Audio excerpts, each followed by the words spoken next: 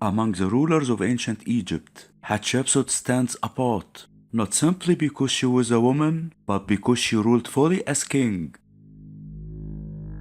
Rather than ruling behind the scenes or acting only as a short-term guardian of the throne, Hatshepsut claimed kingship openly and officially.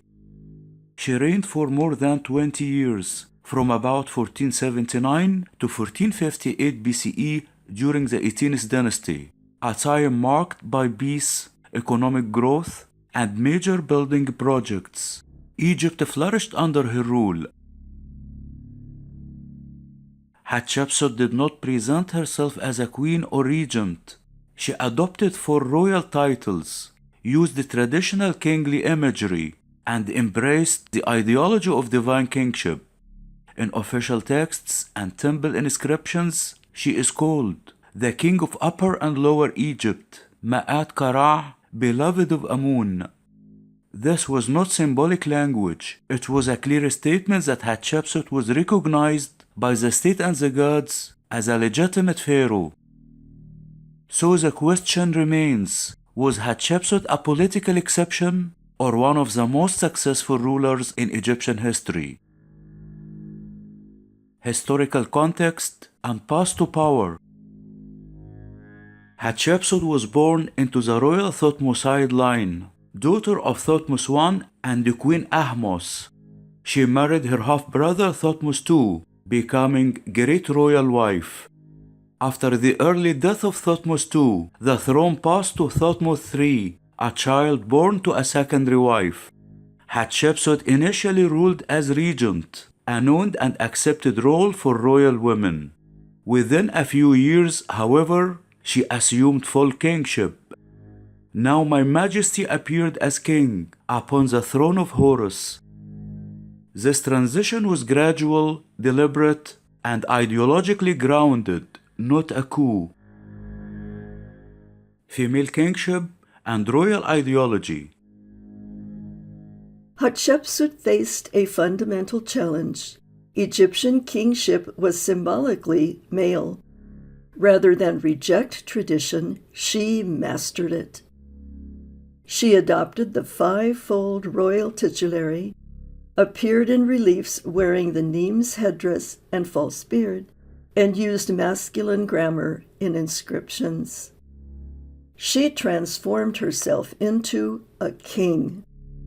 Importantly, this was not an attempt to deny her sex, but to inhabit the role of kingship, which transcended gender. Her throne name, Maatkare, the truth of Ra is the Ka of Ra, emphasized divine legitimacy and cosmic order. Divine birth and legitimacy. One of Hatshepsut's most powerful ideological tools was her divine birth narrative, carved at Deir el-Bahari. In this myth, the god Amun visits her mother in the form of THUTMOSE I. The gods decree Hatshepsut's kingship before birth. "This is my daughter, my beloved. She shall exercise kingship in this entire land." Such myths were used by male kings as well, but Hatshepsut employed it with exceptional clarity and scale. Peace, trade, and the expedition to PUNT. Unlike many New Kingdom rulers, Hatshepsut did not seek fame through conquest. Her reign was marked by peaceful foreign relations, most famously the expedition to PUNT. Reliefs show Puntite houses on stilts, exotic trees, gold, incense, ebony, and myrrh. Never was brought the like of this for any king who was before. This was economic strategy, not weakness. Trade enriched temples, stabilized the state, and reinforced divine favor. The master builder. Hatshepsut was one of Egypt's greatest builders. Her achievements include Deir el-Bahari, Jisr G0, her mortuary temple. Massive obelisks at Karnak, some carved from single blocks. Restoration of temples neglected during the Hyksos period. I restored what was in ruins. I raised up what had fallen. Deir el-Bahari is a masterpiece of architectural harmony, blending landscape, theology, and royal ideology. Religion and AMUN'S priesthood. Hatshepsut's reign coincided with the rising power of the Amun priesthood. She presented herself as chosen by Amun, acting in harmony with divine will. Her close relationship with the cult of Amun reinforced stability and legitimacy. Amun himself placed her upon the throne. THUTMOSE III and the question of erasure. After Hatshepsut's death, her images and names were systematically removed from some monuments during the reign of THUTMOSE III. This was not personal revenge, but an attempt to restore traditional royal succession, a political correction aimed at future precedent.